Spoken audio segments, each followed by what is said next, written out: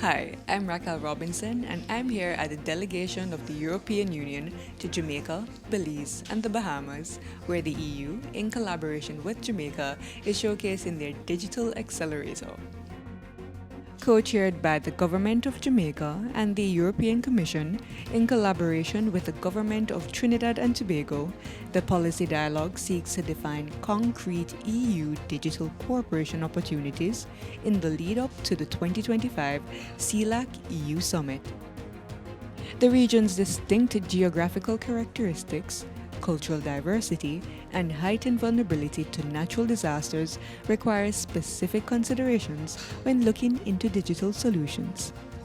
This is Agenda Jamaica's coverage of the event. Pleasant viewing.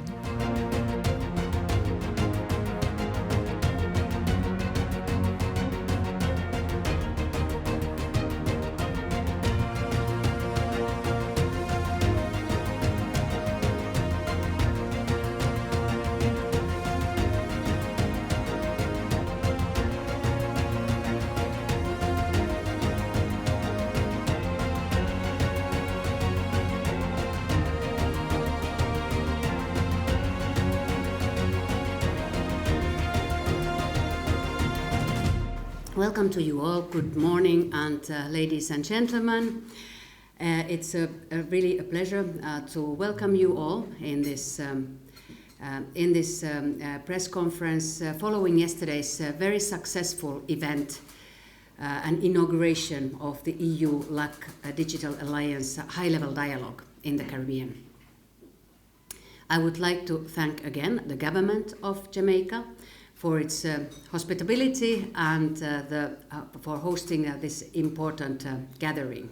So the EU Digital Alliance, EU-LAC Digital Alliance, is part of our engagement under the Global Gateway, and it's a political and technical platform to deepen our cooperation in this area. It was launched in 2023, and it brings together already 24 countries from Latin America and Caribbean region, which is a very good outcome. 8 of these countries are from the Caribbean region, and all the 27 EU member states. 4 of our member states have contributed to this alliance and have co-financed parts of it, and these are Germany, France, Estonia, and Spain. So without our member states' contributions and without their involvement, this alliance would not be as powerful as it is now. Our dialogue, the focus of our dialogue has been and will be on identifying concrete opportunities for cooperation in areas such as cybersecurity, e-governance, data governance, meaningful connectivity, and artificial intelligence. These are all very current issues in the area of digitalization, but also everywhere in the world. And today we'll also explore how digital tools can help deliver better weather services and improve the way countries prepare and respond to disasters. And this is very important, especially that we are entering now the hurricane season. We have 2 specific initiatives that illustrate how the EU Latin America Caribbean Digital Alliance is translating political will into concrete and tangible actions. Collaborations with Europe are not new, but what we're looking to do is to deepen the partnerships. Some of you may be familiar with the Caribbean Climate Outlook Forum. The Caribbean Climate Outlook Forum brings together persons from across the region to talk about seasonal climate forecasting and outlooks. This is an initiative that started about 12 years ago. And I'm happy to say that the EU has played a role and is currently playing a role in advancing the climate outlooks. The EU, through the CLIMSA program, Climate Services and Applications program, has committed 9 million euros to supporting climate services in the region. And those climate services are going to strengthen the preparedness of people in the agriculture sector, the water sector, the health sector. But they're also providing services to other sectors. In Jamaica, the CLIMSA program is supporting the water sector. And it is hoping that we build a more resilient water sector in Jamaica, but that the knowledge gained in working in Jamaica extends to the entire region. And so I want to thank the government of Jamaica for facilitating the CLIMSA program and the applications in the region. As I said, working with Europe isn't new, but we're looking to extend. Certainly, if we start talking about Europe and European governments, we start in depth. And within the last 10, 12 years, we had the Enhancing Resilience program funded by Italy. It's about 4 million euros spread across the region.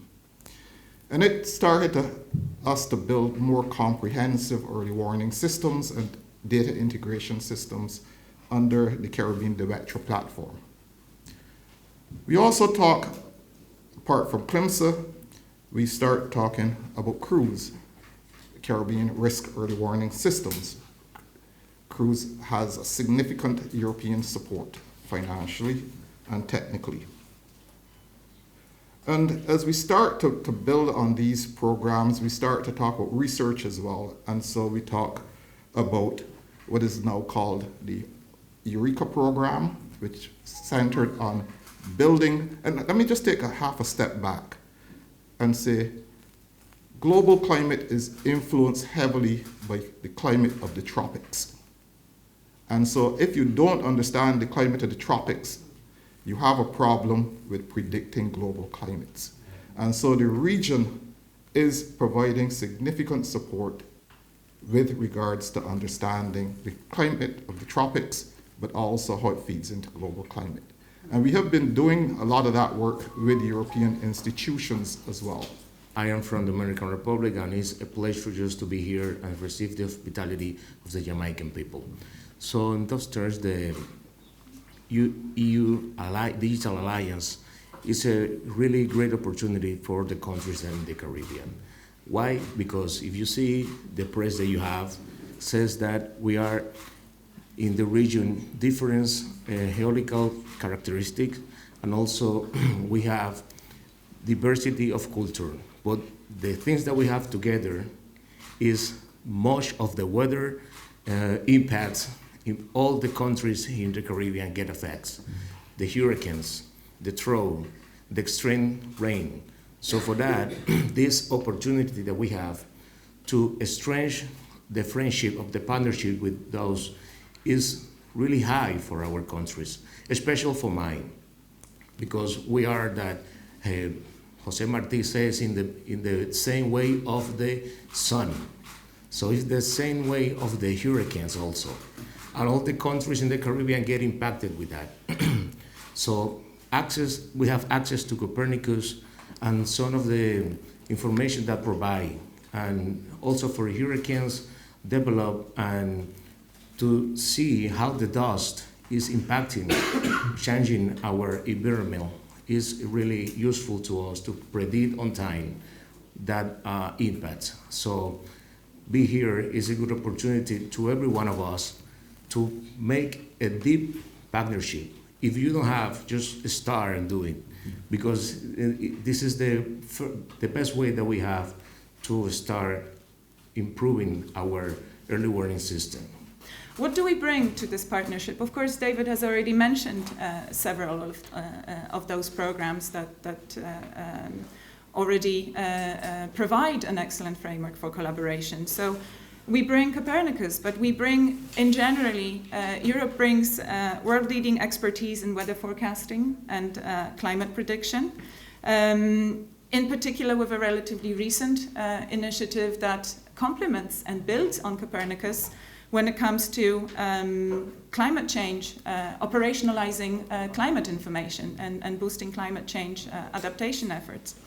In that Destination Earth initiative that we are developing with our partners at ECMWF, notably, but also other 120 institutions across Europe, involving also Max Planck Institute that Dr. Farrell mentioned,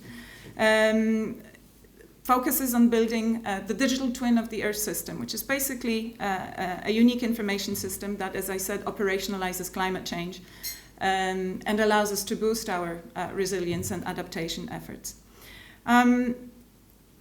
With the strengths that we bring, we are really looking to forge a lasting, as I said, strong partnership. And our collaboration will be comprehensive. We mentioned weather forecasting, support to weather forecasting efforts that we are already doing, and that we will be strengthening further. For example, in exploiting advances that we have made with VCMWF on using artificial intelligence to support tropical cyclone tracking, for example.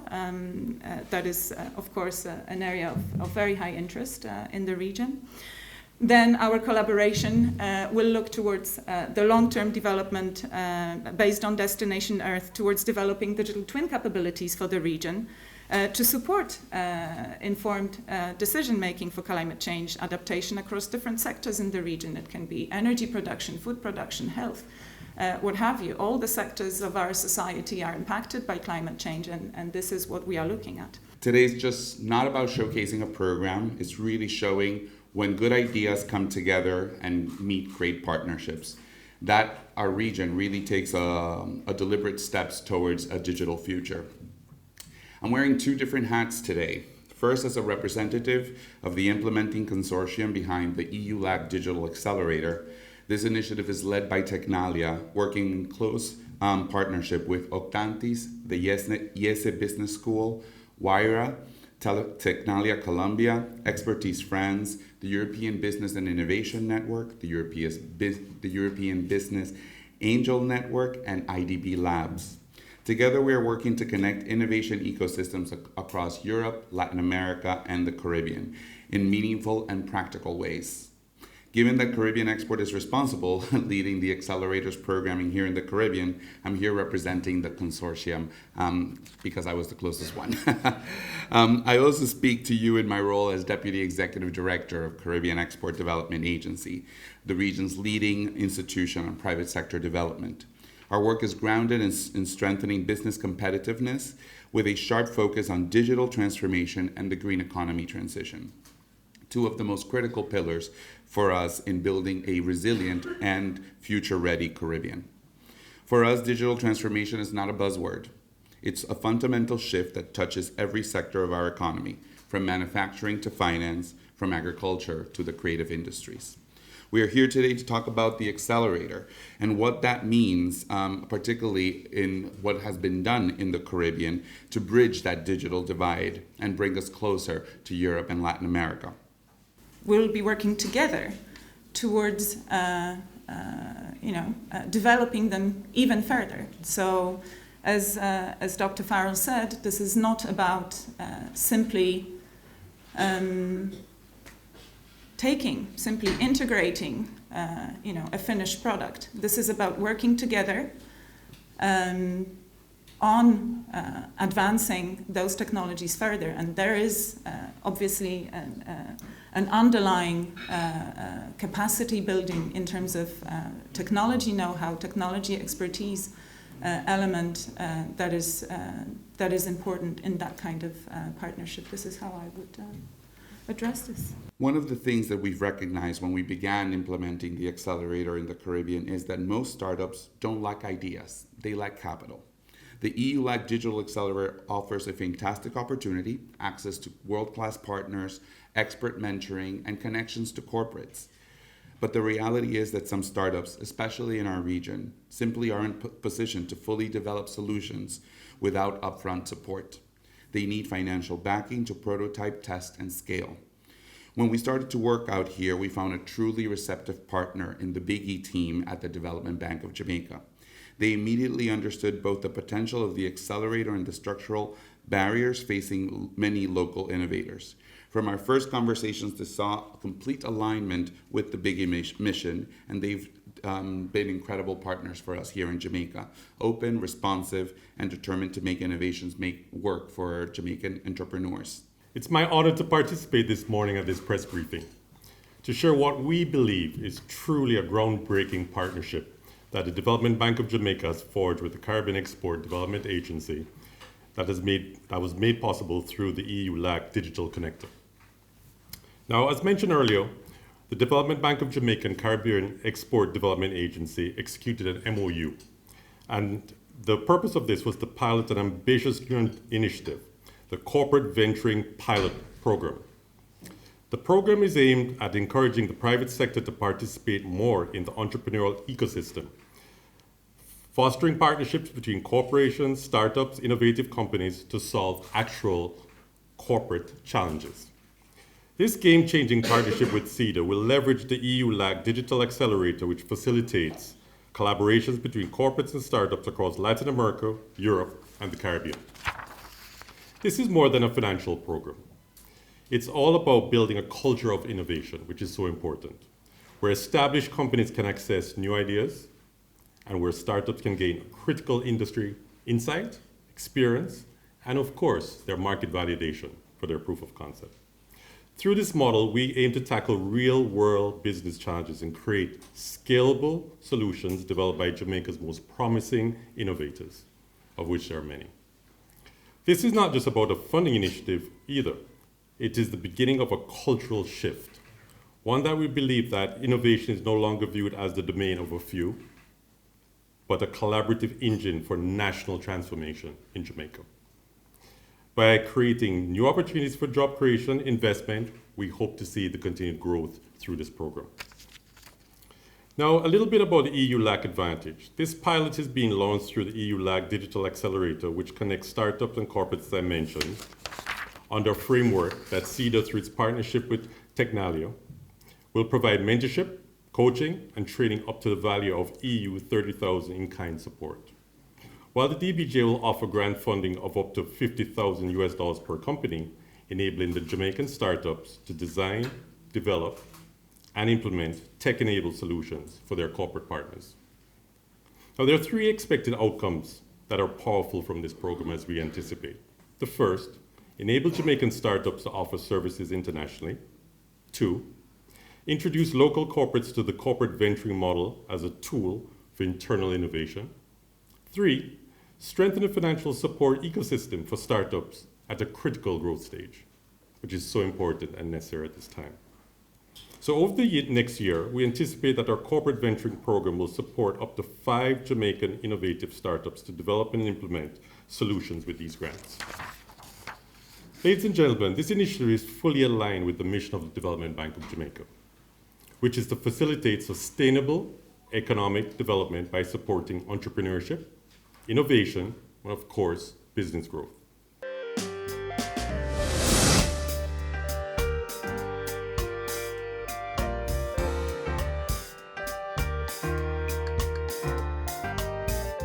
I am engaged in Barbados on something called the Barbados Water Academy, and it's to build water smart society, cradle to grave is the way it's designed. As part of the Water Academy, and there are other academies across the Caribbean for different purposes, part of it is looking at this whole issue of hubs for innovation and entrepreneurship. So within the Barbados Water Academy, what we have built is the concept of a water hub, where people pose problems and young people come up with innovative solutions. The innovative solutions then we expect, once we work with other people in different types of incubators and so on, can lead to entrepreneurial solutions and so on. Because we're not the only water scarce country in this region, and we're not the only water scarce SID across the world. And so some of the ideas that come out of there can form businesses. Those businesses can be exported across SID space or other spaces and so on. So I think once we can get these types of hubs in entrepreneurship activities working, we can move towards a more water smart society and water secure society. But we can start to look to export knowledge and know-how in these key areas as well. Accelerator, Dominican Republic has been taking advantage of those initiatives. For example, the digital firm, the digital, for example, alliance, just all of this is linked with the early warning system because it's step by step. So in the weather, climate change, for example, that you said, the Council of Climate Change of the Dominican Republic are making risk scenario with some of the products that receive for Copernicus.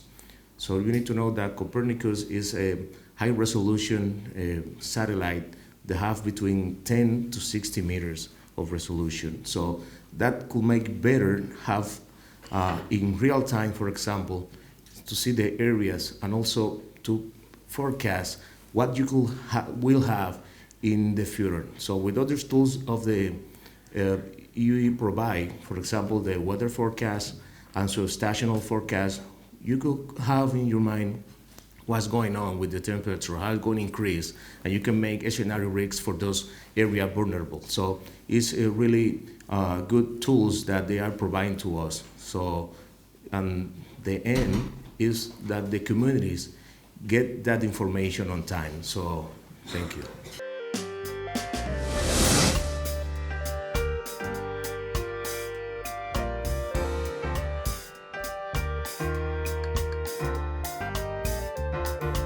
Since the inception, the EU-LAC Digital Accelerator has facilitated 43 partnerships. That is 43 partnerships between startups and corporates from Europe, Latin America, and the Caribbean.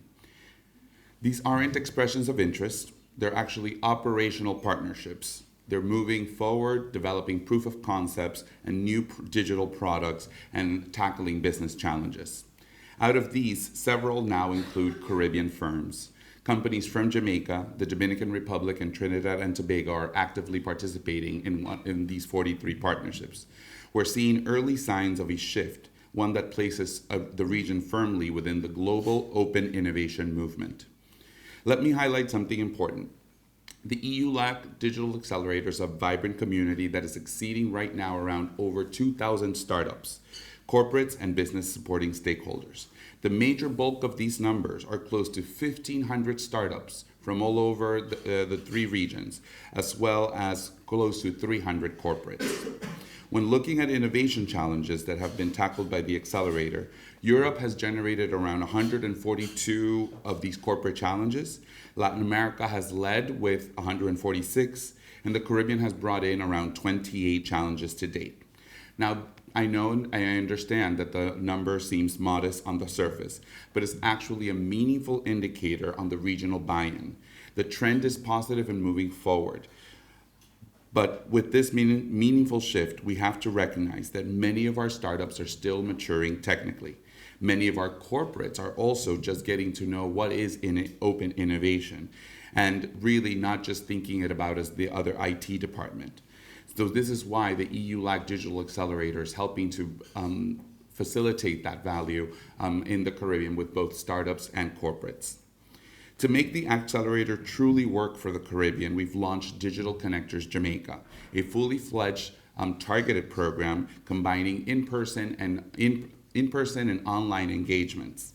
This was not theoretical by design. It is deliberate to be practical and to really bring forward the maturity of our innovation system.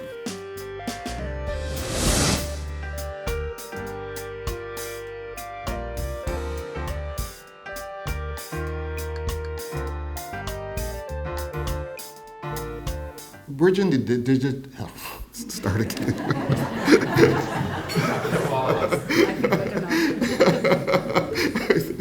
Bridging the digital divide is extremely critical if we're going to start talking about early warnings for all.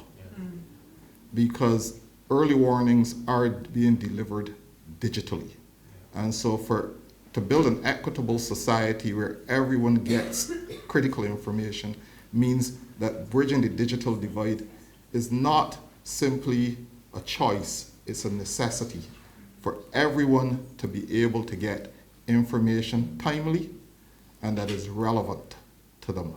They must always have access to that information. In any partnership involving exchange of experts, of scientists, And there is an important element involving technology transfer as well, know-how transfer, expertise transfer that is involved. So that is, of course, one of the aims of that partnership.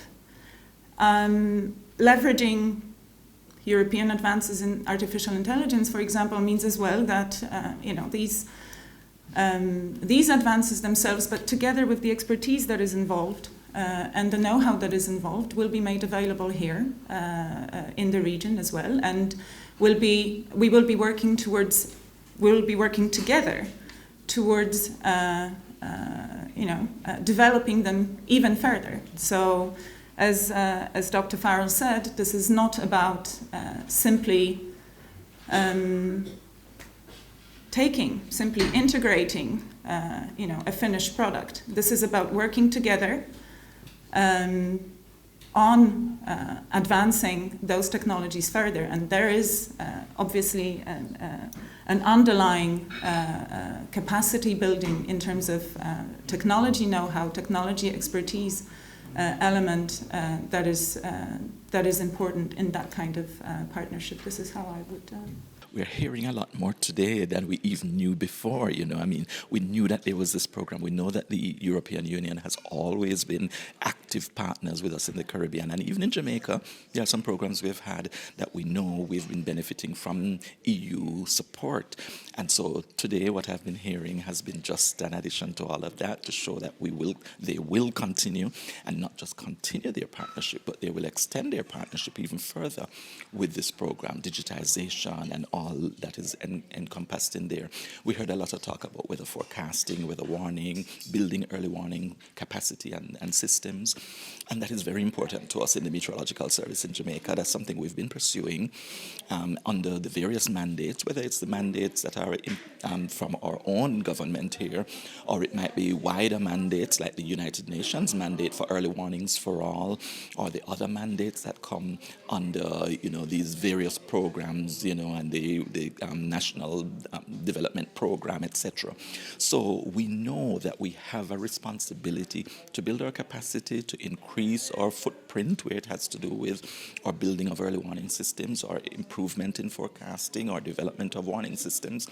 So all of this is right in line with where we are going, and we're looking for how best we will work with these programs, how we can make sure that we are a part of it as it is rolled out in the Caribbean. Well, the first thing is to understand that the innovation around the platform is different than anything we've seen before. It supports what we've already put in place in terms of capacity building.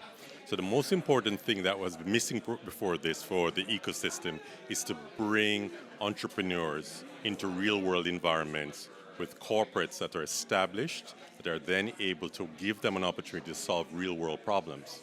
So the most important thing is that you bring an innovator in, a startup, who can offer a service. So let's take a company that has a challenge with an aspect of productivity or an aspect of their internal processes. That startup comes into that established corporate, understands the workings of a real-world problem, solves it. So what happens is that the corporate entity has a problem solved.